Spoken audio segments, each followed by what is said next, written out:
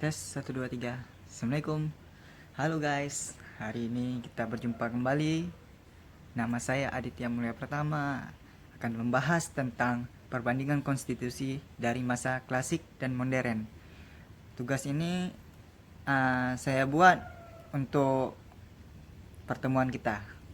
Baiklah, akan saya jelaskan sedikit pengertian atau istilah dari konstitusi.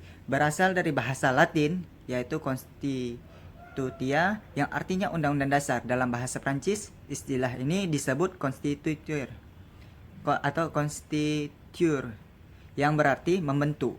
Dalam bahasa Inggris disebut constitution, yang berarti norma sistem politik yang dibentuk oleh pemerintahan negara. Dalam bahasa Belanda disebut konstitusi.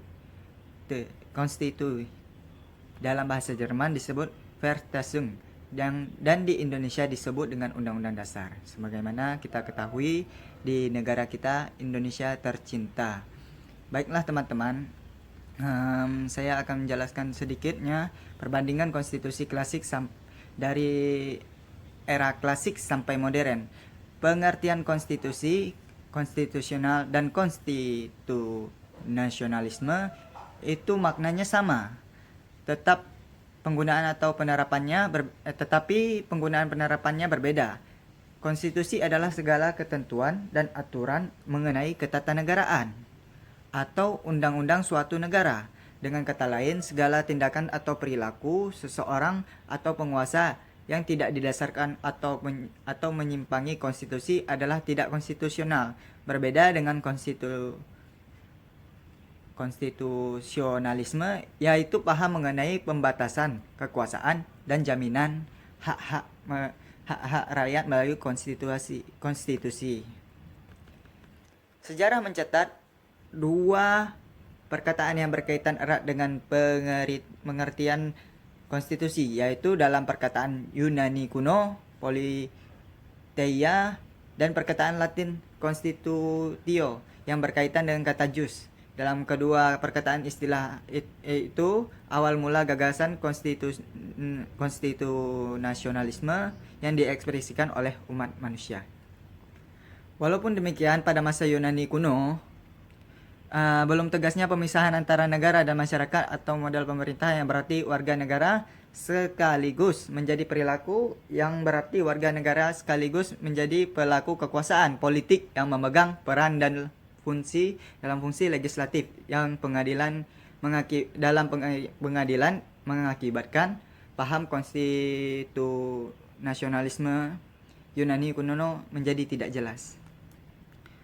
Pada masa Romawi kuno, konstitusi mulai dipahami sebagai kekuatan di atas negara dan aturan yang menjadi pedoman bagi bangunan kenegaraan yang hendak didirikan berdasarkan prinsip, yaitu rakyat merupakan sumber dari semua legitimasi kewenangan politik dalam satu negara.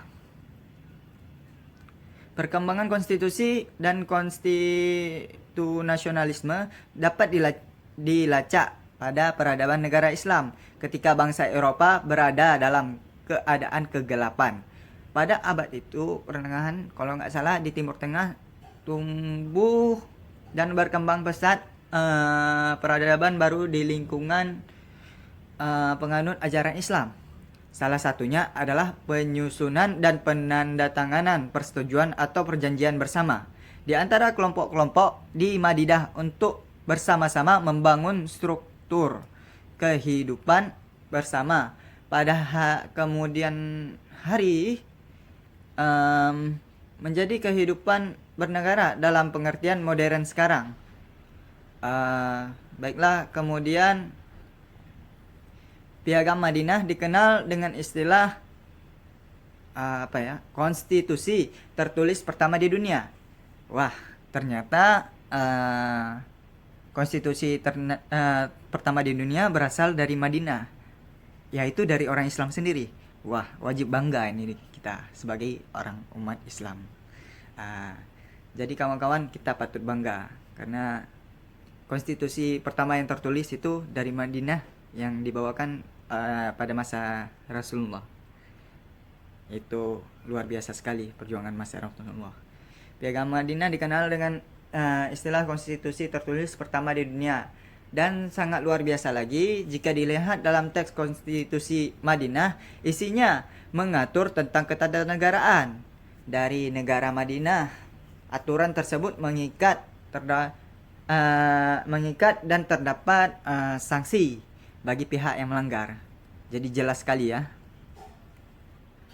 bahwa pada masa itu Rasulullah bukan hanya melindungi hak-hak orang Islam, namun juga Rasulullah Islam ini menjaga orang-orang yang apa istilahnya, bukan beragama Islam atau non Muslim atau kafir.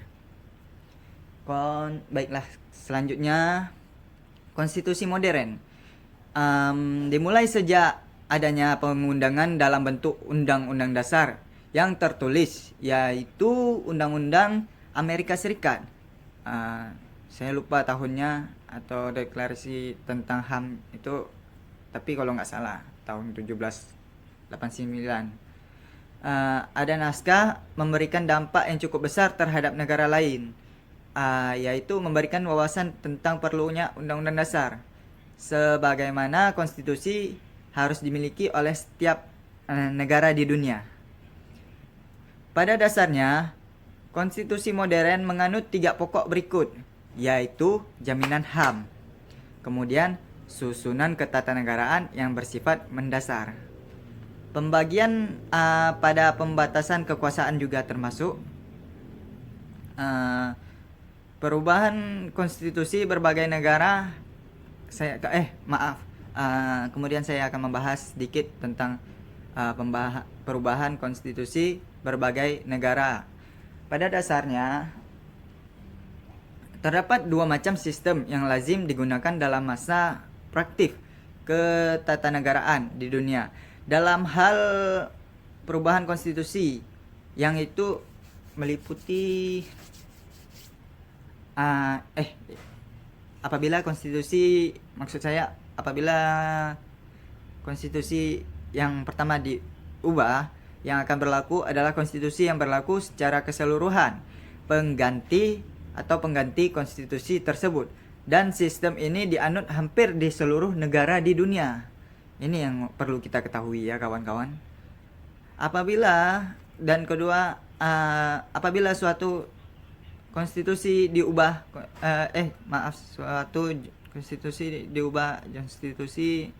menjadi konstitusi yang asli tetap berlaku, perubahan terhadap konstitusi tersebut merupakan amandemen dari konstitusi yang asli. Dengan kata lain, amandemen tersebut merupakan atau menjadi bagian dari konstitusi sistem yang dianut oleh Amerika pada saat itu. Kemudian saya mengutip sedikit tentang perkataan dari menurut Mr. C.F. Strong. Ada 4 prosedur perubahan konstitusi. Yang pertama, perubahannya dilakukan oleh pemegang kekuasaan legislatif, tetap yang dilaksanakan menurut batasan-batasan tertentu. Perubahan ini terjadi 3 macam kemungkinan. Pertama, untuk pemegang kekuasaan harus menghadiri oleh di jumlah orang-orang tertentu, ditentukan secara pasti. Kedua, lembaga perwakilan rakyat harus dibubarkan terlebih dahulu, kemudian diselenggarakan pemilihan umum, lembaga perwakilan diperbarui.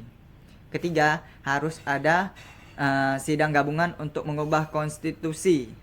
Perubahan konstitusi dilakukan oleh rakyat melalui referendum. Perubahan konstitusi pada negara yang serikat dilakukan oleh negara bagian, dan kata lain perubahan tersebut harus disetujui sebagian besar negara bagian tersebut. Perubahan yang dilakukan dalam suatu konvensi atau dibentuk lembaga negara khusus untuk keperluan perubahan. Cara ini dapat dilakukan oleh negara kesatuan. Jadi ya kawan-kawan, sekian dari saya Aditya Mulia Pratama dengan NIM 170105020. Sekian ya. Dan jangan lupa kita wajib bangga dengan Islam karena konstitusi tertulis pertama datangnya dari Islam, yaitu di Piagam Madinah. Yang ini anugerah semua dari Allah Subhanahu wa taala, kita patut berbangga. Ya, sekian. Wassalamualaikum warahmatullahi wabarakatuh. Bye.